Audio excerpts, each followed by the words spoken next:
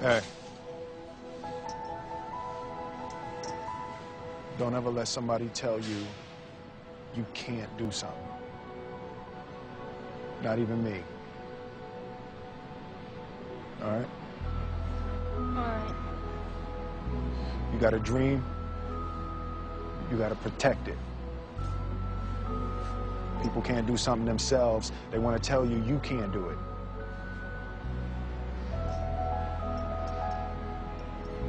You want something, go get it. Period.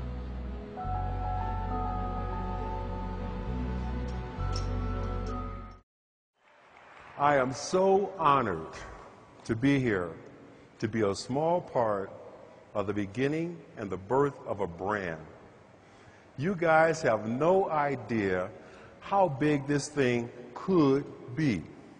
The president of the studio runs out to meet me and he says, "Oh, Chris, man, wow, you look good. What are you doing? Are you working out? Man, you look great." And I say to him, "Well, you look good too. You look great. What are you doing?" And he says, "Let me show you what I'm doing." Runs over to his car, pulls out a case of Zrii. Is that wild? I wanted to become world class at something. I just had to find out what that something was going to be. And the very first time I walked into a Wall Street trading room, I knew this is it. The ticker tape is rolling, the phones are ringing off the hook, people are screaming and shouting out orders, bodies are flying all over the place, tickets are getting stamped, and what looked like chaos to anybody else, for me, it was like reading a sheet of music, and I knew this is where I'm supposed to be. Major Wall Street firms have begun to require an MBA just to get into their institutional training programs. I had never gone to college. Didn't mean I wasn't smart, didn't mean I wasn't bright, I just didn't have a college degree. But I kept coming back. I interviewed for a year.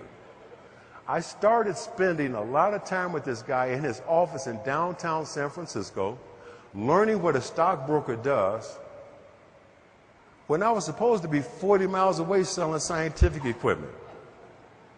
But I kept making them 200 calls, and every day for a year, this little old man came to see this gorgeous female broker who sat next to me. Was none of my business. I sit there making my 200 calls. I got on a blue suit and a gray suit. This guy watched me for a year. And one day he comes over to me and says, "What are you doing here? You don't belong here. Here's my card. Come see me."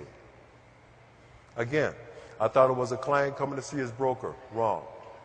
That little old man, turns out, was the managing general partner for Bear Stearns in San Francisco, and he was coming to see his girlfriend. But I go see this guy, and he tells me the story of this place called Bear Stearns. Tells me how the firm was built by entrepreneurs with a strong work ethic. And he says to me, "If you come over here, I will make you a star." In preparation for this meeting, I'm real clear. Keep the focus on performance, added value, and the wealth you created in the portfolio. That's it. This is the story of every father who ever had to be a mother, every mother who ever had to be a father, and everybody who ever had a dream and wouldn't quit. This ain't even about you. But the most important thing I've ever done in my life is to have broken the cycle of men who are not there for their children. That is absolutely the most important thing I've ever done or will ever do. Because I raised a young man who finally at 27 gets it, the most important thing about being a man is being responsible. Because I raised a young woman who understands how a man should treat her, respect her, and deal with her, I'm going to have influence on generations of my offspring that I probably will never meet. But because I broke that cycle here, that's going to be my ultimate contribution, not just to my family, my community, our country, but the world. Thank you, Zrii, for having me here. It's been an absolute blast. Thank you, my man. Thank you. God bless you. Thank you so much.